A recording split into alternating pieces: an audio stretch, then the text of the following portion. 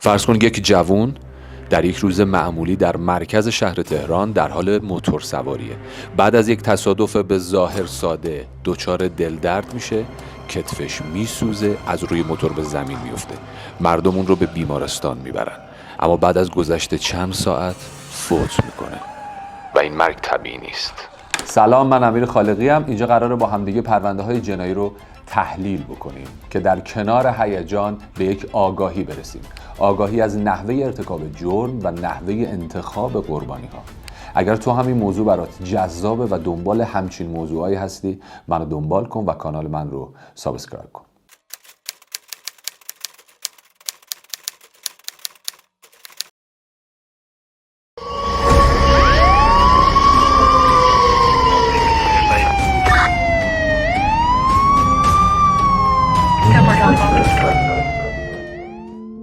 آبان سال 1402 مرکز شهر تهران، یک جوان 23 ساله در حالی که با موتور داشت حرکت میکرد از روی موتور در حال حرکت روی زمین میفته. مردم جمع میشن. وقتی میبینن حالش انقدر بده به اورژانس زنگ میزنن. اورژانس میاد و این جوان رو به بیمارستان منتقل میکنه. این زمانی بودش که هنوز میتونه صحبت بکنه. اورژانس ازش میپرسه که چه اتفاقی برات افتاده، چه موضوعی پیش اومده که حالت انقدر بده. میگه اتفاق خاصی نیفتاده، من امروز یک تصادف کردم با یک موتوری و اتفاق خاصی هم نیفتاده بود. از من عذرخواهی کردم، معذرت خواهی کردم و من به مسیرم ادامه دادم، اما بعد از این بین دوتا کتفام احساس سوزش کردم و رفته حالم بد شد و الانم که شرایطم اینجوریه. بعد از اینکه به بیمارستان منتقلش میکنن، خب پدرش میاد، خانوادهش میان و پدرش متوجه میشه که یک حالت کبودی یا قرمزی بین دوتا کتفاش هست، یه مقداری هم انگار حالت لزج یا چربی داره. بعد از چند ساعت حال این جوان بدتر میشه و قبل از گرفتن آزمایشات بعدی تا بتونن مشکلش رو بررسی بکنن و تعیین بکنن، این جوان فوت میکنه و از دنیا میره. بعد از فوت شدن این جوان جسد رو به پزشکی قانونی برای بررسی و تعیین علت مرگش منتقل میکنن. پزشکی قانونی شروع به آزمایشات و بررسی های اولیه میکنه. این جوان یک شخصی بوده به اسم مهرداد توی روزی که از دنیا میره داشته میرفته سمت لاله‌زار، مرکز شهر بوده. مغازه یکی از دوستاش به اسم محسن یک پیتزا فروشی توی یکی از خیابون‌های اطراف لاله‌زار داره. پلیس کمی مشکوک به این موضوع میشه و با محسن صحبت میکنه. محسن میگه مهرداد زمانی که پیش من اومد میگفت دلم خیلی درد میکنه و بین دوتا کتفش خیلی سوزش داشت. میگه من نگاه کردم یه ذره قرمز، اما چیز مهمی به نظر نمیرسید و از پیش من رفت. ولی قبل از اینکه بره تعریف کرد من تو راه با این موتوری تصادف کردم، یعنی خوردیم به هم و چیز مهمی هم نبود. بعد از اون تصادف این اتفاق برام افتاد. خب پلیس مشکوک میشه و بررسی بیشتری رو انجام میده. تمام دوربین‌های مسیر مهرداد رو بررسی میکنه طبق مشخصات دقیقی که محسن به پلیس میده و اون چهارراهی که مهرداد براش تعریف کرده بود، جایی که تصادف کرده بوده رو به پلیس میگه و پلیس دوربین‌ها رو بررسی میکنه. متوجه میشه که یک موتوری میاد و با مهرداد تصادف میکنه و سرنشینان اون موتور رو هم شناسایی میکنه. اما بعد از تصادف یه چیز عجیبی توی دوربین‌های مداربسته میبینه پلیس. یعنی سرنشین عقب موتوری که باش تصادف کرده بود مهرداد، انگار که از جیبش چیزی در میاره و به بدن مهرداد فرو میکنه و در نهایت هم میره.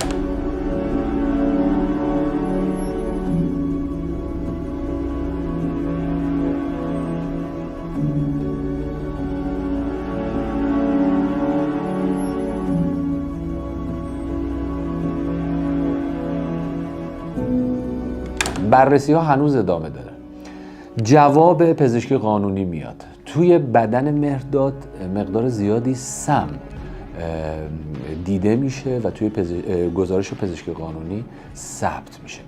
با توجه به اینکه مهرداد یک پسر خیلی آروم و خوش اخلاق و مثبتی به اصطلاح هم بوده، هیچ برخورد و تماسی هم با مواد حالا عجیب غریبی نداشته، اما با این حال مقدار زیادی سم توی بدنش مشخص میشه سم مارهای خطرناک.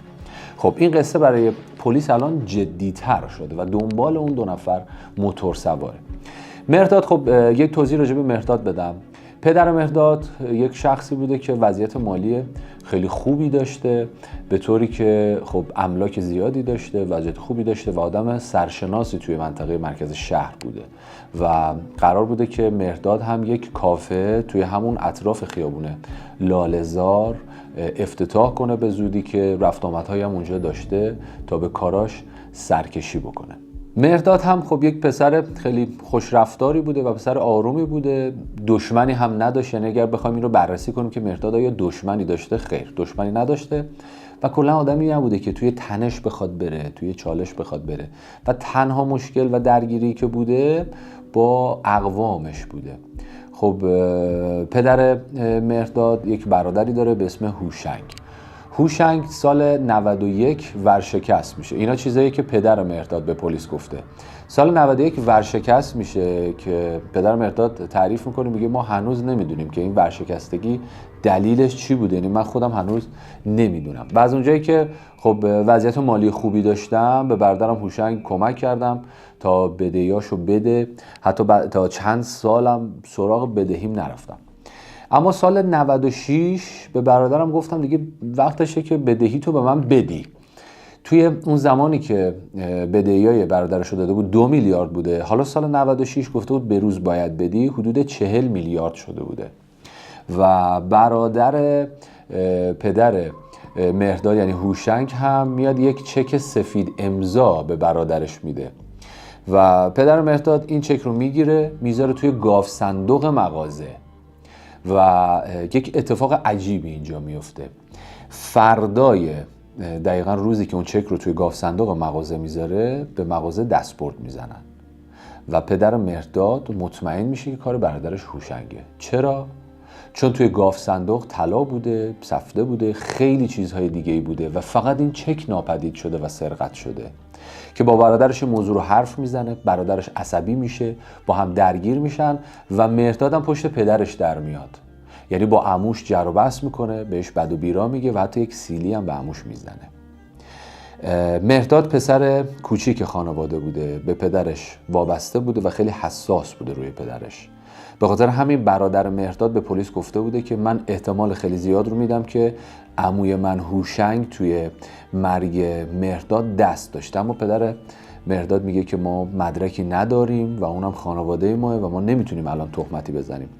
و حتی تا 2.5 ماه بعد از فوت مهرداد هوشنگ به خونه برادرش میرفته و به برادرش و خانواده برادرش دلداری میداده.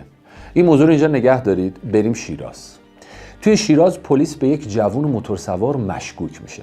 متوقفش میکنن، دستگیرش میکنن و یک چیزای عجیبی ازش کشف و ضبط میکنن. اون جوان همراه خودش اسپری فلفل داشته، شوکر داشته و عجیبتر از اینا یک سرنگ همراهش بوده که حاوی سمهای خطرناک، حالا مارهای سمی و عجیب بوده. اینو به اداره پلیس و به اداره آگاهی میبرنش و مورد بازجویی قرار میدن. توی بررسی تلفن همراهش و توی پیام‌های واتساپی که رد و بدل شده متوجه میشن که این آدم داشته با یک کسی صحبت میکرده در خصوص برنامه‌ریزی قتل یک آدم. و وقتی این پیام‌ها رو با دقت بیشتری بررسی میکنن میبینن چند مدت قبل راجع به یک شخصی داشتن توی تهران حرف میزدن که قراره گوشمالیش بدن. و زمانی که بازجویی رو بیشتر و با فشار بیشتری انجام میدن، شخصی که دستگیر کرده بودن به اسم حسام به هر حال اعتراف میکنه، میگه بله یک شخصی بوده به اسم امیر که به من پرونده ها و موضوعاتی رو معرفی میکرده که در ازای دستمزد خیلی بالا ما بریم به گوشمالی یا قتلی انجام بدیم. پلیس اینجا میاد تصویر حسام رو تطبیق میده به اون تصویر مداربسته‌ای که اون موتوری که با مهرداد تصادف کرده بود و متوجه میشن که حسام همون جوونیه که توی اون صحنه حضور داشته و دیگه راه برگشتی نداره، باید حقیقت رو بگه. توی بررسی های بیشتر متوجه میشن که دستور قتل رو از یک شخصی گرفتن و اون شخصی که شخصی نیست جز هوشنگ. هوشنگ توسط امیر که واسطشون بوده به حسام دستور این قتل رو داده بود. اما حسام توی اعترافاتش حرف دیگه ای رو میزنه، میگه ما قرار نبوده بکشیمش، اصلا بحث گوشمالی بوده و ما قرار بوده که به مهرداد یه گوشمالی بدیم، ما نمیخواستیم بکشیم و قصدمون کشتن نبوده. توی تحقیقات بعدی پلیس خب تمامی اشخاصی که مرتبط بودن شناسایی و دستگیر میشن. خب امیر رو دستگیر میکنن، کسی که واسط بوده، هوشنگ رو دستگیر میکنن و راننده اون موتور یک شخصی بوده به اسم حامد که با پیگیریایی که پلیس انجام میده متوجه میشن که به ترکیه متواری شده و حامد رو متاسفانه موفق به دستگیریش نمیشن. راجع به حسام بگم بهتون، حسام یک جوان 23 ساله بوده. بعد از اینکه دیپلمش رو میگیره توی رشته آیتی توی دانشگاه قبول میشه، اما به دلیل شرایط بد مالی درسش رو رها میکنه. پدر حسام کسی بوده که خب خریدار ضایعات بوده. یک بار هم یک پرونده‌ای براش تشکیل میشه که اقدام به مالخری کرده بوده و مادر حسام متاسفانه خب دچار بیماری بوده و تومور مغزی داشته و حسام باید هزینه درمان و داروی مادرش رو هم تأمین میکرده. یک تایمی حسام توی آتش نشانی استخدام میشه، اما خب به دلیل اینکه حسام خیلی بچه آرومی نبود از آتش نشانی اخراج میشه. اما توی زمانی که استخدام آتش نشانی بوده اونجا یاد میگیره که چطور مار رو بتونن بگیرن یا به تله بندازن که از این کار خیلی خوشش اومده بوده و این کار رو زیاد انجام میداده. بعد از اینکه از آتش نشانی هم اخراج میشه خیلی راجع به مارها تحقیق میکنه. یه مدتی سراغ مارها میرفته، اونا رو میگرفته، سم از بدنشون خارج میکرده و توی یک قوطی‌های حالا مخصوصی توی اتاقش نگهداری میکرده. به گفته خودش کار لذت بخشی بوده براش. میگه بعد از یک مدتی با یک شخصی آشنا شدم به اسم امیر که یک پیشنهادی به من داد. گفت اگر یک جوونی رو که ما بهت معرفی میکنیم بتونی گوشمالیش بدی ما $2000 بهت میدیم. خب خیلی برای من وسوسه کننده بود، منم بیکار بودم. این موضوع هم بهش اشاره کرد که 8 بار اقدام به خودکشی کرده بوده حسام ولی موفق نشده بوده و الان دیگه زمانی بود که هر کاری بهش میخورد رو انجام میده. حسام میگه من قبول کردم که این کار رو انجام بدم. یه مدتی هم به دنبال مهرداد بودیم، رفت آمداش رو بررسی کنیم ببینیم کجا میتونیم ما نقشمون رو عملی کنیم. اما به دلیل اینکه خب پدر مهرداد توی اون منطقه آدم سرشناسی بود خیلی نمیتونستن به مهرداد نزدیک بشن یا بتونن برنامه رو پیاده بکنن. یک شخصی رو از طرف خودشون مدتی جلوی مغازه مهرداد مستقر میکنن که ساز خیابونی میزده. از طریق این ساز زدن آمار رفت آمد مهرداد رو میگیرن و تعریف میکنه روز حادثه زمانی که ما دنبال مهرداد بودیم میگه اینقدر سرعت زیاد بود ما بهش نمیرسیدیم و فقط قرار بوده که چند تا چاقو بهش بزنیم، قرار نبوده بکشیمش. اما خب چون سرعتش زیاد بود و ما موقعیت دیگه ای رو نداشتیم سر یک چهارراه بهش رسیدیم، باش برخورد کردیم و من توی اون لحظه سرنگ رو از پشت به بدن مهرداد وارد کردم ولی نمیخواستیم بکشیمش. خب سوالی که اینجا پیش میاد اینه که تو میدونستی که این سم مار کشنده است و بهش تزریق کردی، چجوری نمیخواستی بکشیش؟ و اما توی مراحل بعدی اعترافات حسام این موضوع رو اشاره میکنه، میگه من از سم مار میخواستم استفاده کنم چون تحقیق کرده بودم و متوجه شده بودم که سم افعی خیلی قابل شناسایی نیست توسط پزشکی قانونی، یعنی اگرم بررسی بکنن نمیتونن بفهمن که مرگ توسط سم مار انجام شده. خب بعد از اعترافات حسام نفر پنجم که آمار مهرداد رو میگرفته توسط ساز زدن جلوی مغازش هم دستگیر میشه و در خصوص اون $2000 که گرفته بود ازش سوال پرسیدن، میگه اصلا نفهمیدم اون پول چجوری خرج شد و کجا رفت. اما بعد از اینکه ما عملیات اول رو موفقیت آمیز پشت سر گذاشتیم من پیشنهاد قتل دومم داشتم که ما در حال بررسیش بودیم و فراهم کردن شرایط که پلیس به من شک کرد و من دستگیر شدم. اما قاضی در مواجهه با حسام ازش سوال میکنه، میگه که خب این مارا رو که میگرفتی و ازشون سم خارج میکردی رو چیکار میکردی، کجا میبردی؟ میگه من مار رو که گرفتم یک بار اینو بردم شمال با خودم گنجیش که شکار میکردم مینداختم تو کیسه مار که بخوره زنده بمونه و کیسه‌شو هم خیس نگه می‌داشتم که مریض نشه. میگه خب بعدش ماره رو چیکار کردی؟ میگه ما رو بردم توی کوههای همدان رها کردم. میگه خب چرا اونجا بردی؟ میگه خب مار برای زیست بوم ایران نیستش دیگه، به خاطر همین اگر توی تهران یا شمال رهاش میکردم ممکن بودش که به اکوسیستم آسیب بزنه و به خاطر همین بردم توی کوههای همدان. که قاضی ازش میپرسه تو دلت برای یه مار میسوزه و دلت برای اکوسیستم میسوزه، چطوری تونستی پس یک آدم رو بکشی؟ که به این سوال هیچ جوابی نمیده.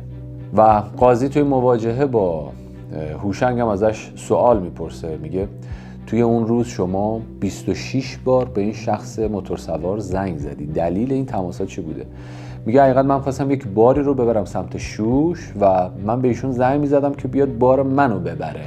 میگه خب یعنی هیچ موتوری دیگه ای نبود که بار ببره، شما 26 بار به این آقا زنگ زدی و این دلیل قانع کننده ای نیست. که در نهایت پرونده کاملا مشخصه، با توجه به شواهد و مدارکی که توی پرونده ثبت شده مشخصه و تا به این لحظه هنوز حکم قطعی این پرونده صادر نشده، اما حسام درخواست اعدام رو داره از قانون و همینطور پدر مهرداد هم درخواست قصاص برای تمامی عواملی که توی این پرونده و توی کشتن پسرش دخالت داشتن.